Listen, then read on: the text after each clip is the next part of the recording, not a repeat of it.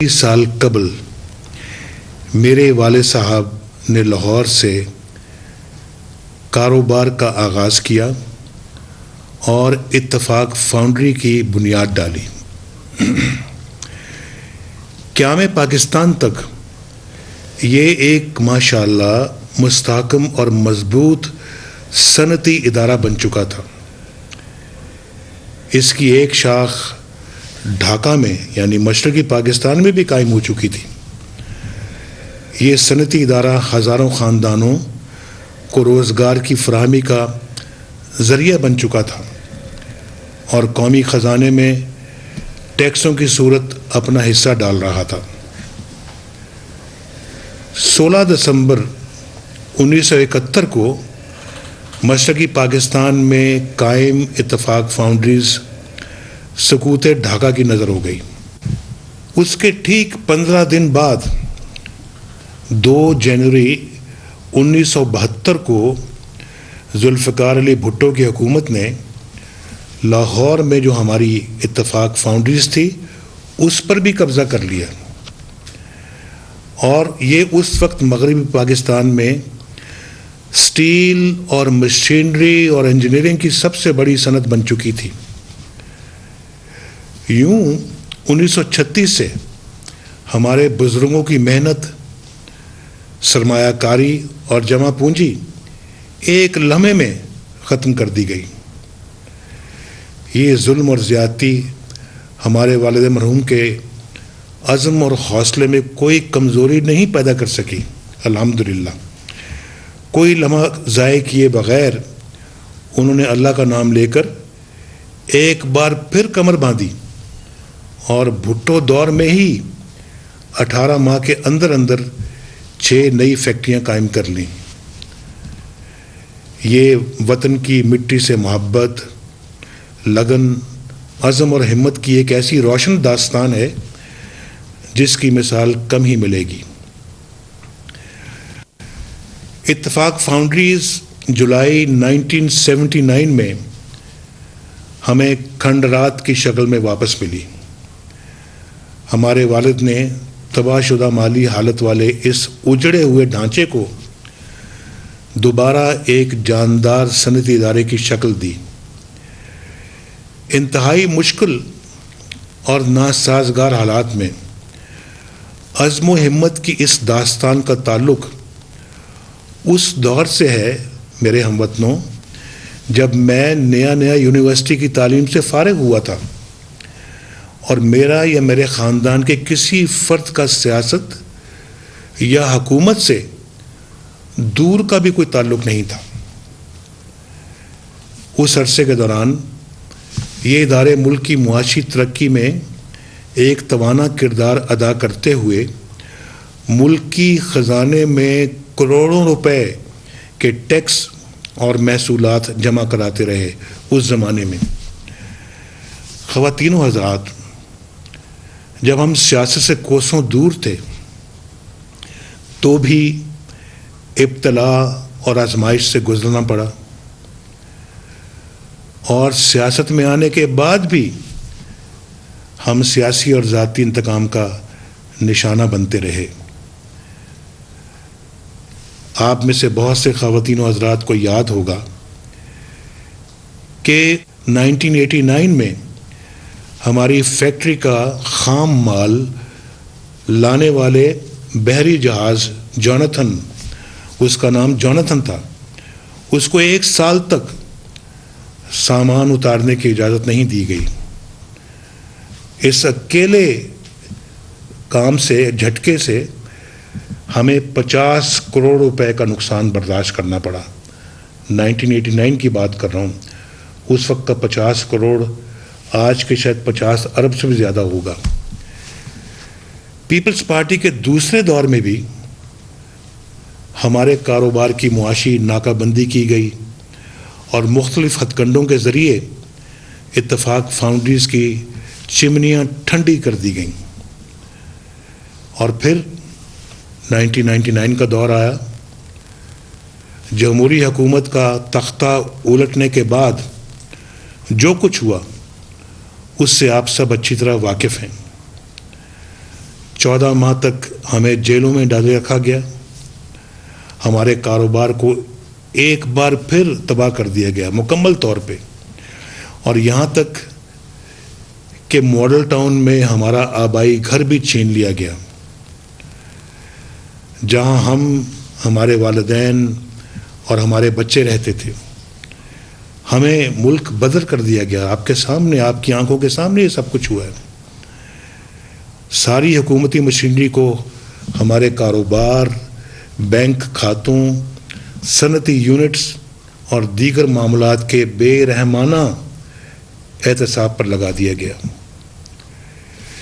ये कहना बेजाना होगा कि साल हा साल तक हम इस एक तरफा एहतसाब की पुल सरात पर चलते रहे,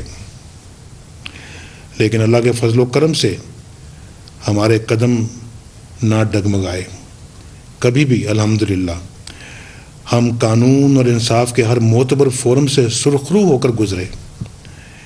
किसी भी अदालत में हमारे खिलाफ कोई इल्ज़ाम साबित ना किया जा सका। जबरी जलावतनी के अय्याम में हमारे वालिद मोहतरम ने एक बार फिर मक्का मुअज़्ज़मा के करीब स्टील का एक कारखाना लगाया, और याद रखें कि हमें वहाँ मुल्क से बाहर 7 साल रहना पड़ा। ये कारखाना लगाया जिसके लिए सऊदी बैंकों से कर्ज हासिल किया गया, और फिर चंद बरस बाद ये फैक्ट्री तमाम असासों समेत फ़रोख्त कर दी गई, और ये वसाइल मेरे बेटों हसन नवाज़ और हुसैन नवाज़ ने अपने नए कारोबार के लिए इस्तेमाल किए।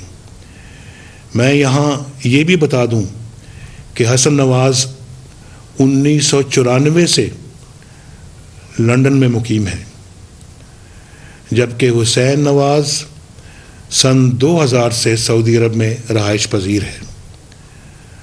दोनों उन ममालिक के कवानीन और कवायद व ज़वाबित के मुताबिक अपना कारोबार करते हैं। अजीब मंतक है मेरे हमवतनों कि हमारे बच्चे मुल्क के अंदर रिस्क कमाएं तो भी तनकीद, और अगर बैरून मुल्क मेहनत करके अपना कारोबार कायम करें और उसको चलाएं तो भी इल्ज़ामात की ज़द में रहते हैं। मैं सिर्फ इतना कहूँगा कि करप्शन या नाजायज़ ज़राए से दौलत जमा करने वाले ना तो अपने नाम पे कंपनियां रखते हैं और ना ही अपने असासे अपने नाम पर रखते हैं। मेरे अजीज़ अहले वतन, मैं आपके इल्म में लाना चाहता हूँ कि मुख्तलिफ अदवार में इत्तफाक फाउंड्रीज़ की मुकम्मल तबाही के लिए बार बार के हमलों के बावजूद मेरे ख़ानदान ने वाजिबुल अदा कर्ज़ों की एक एक पाई अदा की, जिसकी मालियत तकरीबन 5.25 अरब रुपए बनती है। हमारे ख़ानदान ने असल ज़र या माकअप का 1 पैसा भी कभी माफ़ नहीं कराया। ये कहना गलत ना होगा कि हमने तो वो कर्ज़ भी उतारे हैं जो हम पर वाजिब भी नहीं थे, और ये इस सारे पस मंज़र के बावजूद कि हमें जेलों में डाला गया, मुल्क से बाहर भेजा गया, एग्ज़ाइल में भेजा गया, और हमारे कारोबार को बिल्कुल स्ट्रैंगुलेट कर दिया गया, रोक दिया गया, ताले लगा दिए गए फैक्ट्रियों को और घर ले लिए गए। उसके बावजूद अल्हम्दुलिल्लाह 1 पाई भी किसी बैंक से हमारा कोई डिफ़ॉल्ट नहीं है। मुझे उम्मीद है मेरे हमवतनों के हमारे कारोबार का ये सारा पस मंज़र अब आप पर वाज़े हो चुका होगा। मैंने इस सफ़र के तमाम अहम मराहिल से आपको आगाह कर दिया है। सिर्फ इतना मज़ीद कहूँगा कि हुकूमत से बाहर या हुकूमत के अंदर होते हुए मैंने या मेरे ख़ानदान के किसी फ़र्द ने कौमी अमानत में रत्ती भर ख़यानत नहीं की अल्हम्दुलिल्लाह, और कभी इक़्तिदार को कारोबार से मुंसलिक नहीं किया। خواتین و حضرات، میں بہت کچھ کہنا چاہتا تھا، لیکن انتہائی مختصر طور پر کچھ گزارشات پیش کی ہیں۔ میں نے وطن عزیز کو اندھیروں سے پاک کرنے اور تعمیر و ترقی کی نئی بلندیوں کی طرف لے جانے کا عہد کر رکھا ہے۔ میری تمام تر توجہ اس عہد پر مرکوز ہے۔ میرے پاس اتنا وقت نہیں کہ ہر روز الزامات کی الغار کرنے والوں کو جواب دوں اور وضاحتیں پیش کروں۔ میں الزامات کی تازہ لہر کے مقاصد خوب سمجھتا ہوں، لیکن اپنی توانائیاں اس کی نظر نہیں کرنا چاہتا۔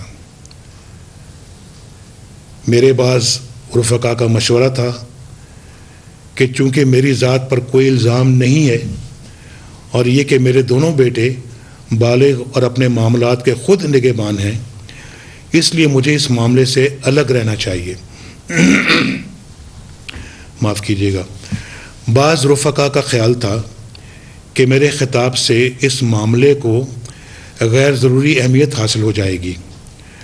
کچھ رفقا کا کہنا تھا کہ میری ذات یا میرے خاندان کے کسی فرد پر کسی غیر قانونی یا ناجائز کام کا کوئی الزام نہیں لگا، اس لیے مجھے اس معاملے میں پڑھنے کی ضرورت نہیں۔ لیکن میرے عزیز اہل وطن، میں چاہتا ہوں کہ اصل حقائق پوری طرح قوم کے سامنے آ جائیں اور ہر پاکستانی الزامات کی اصل حقیقت سے آگاہ ہو جائے۔ عزیز اہل وطن، آج میں نے ایک اعلیٰ سطحی عدالتی کمیشن قائم کرنے کا فیصلہ کیا ہے۔ سپریم کورٹ کے ایک ریٹائرڈ جج اس کمیشن کے سربراہ ہوں گے۔ یہ کمیشن اپنی تحقیقات کے بعد فیصلہ دے گا کہ اصل حقیقت کیا ہے اور الزامات میں کتنا وزن ہے۔ میں گھسے پٹے الزامات دہرانے اور روز تماشا لگانے والوں سے کہتا ہوں کہ وہ اس کمیشن کے سامنے جائیں اور اپنے الزامات ثابت کریں۔ اللہ تعالیٰ آپ کا حامی و ناصر ہو۔ پاکستان پائندہ باد۔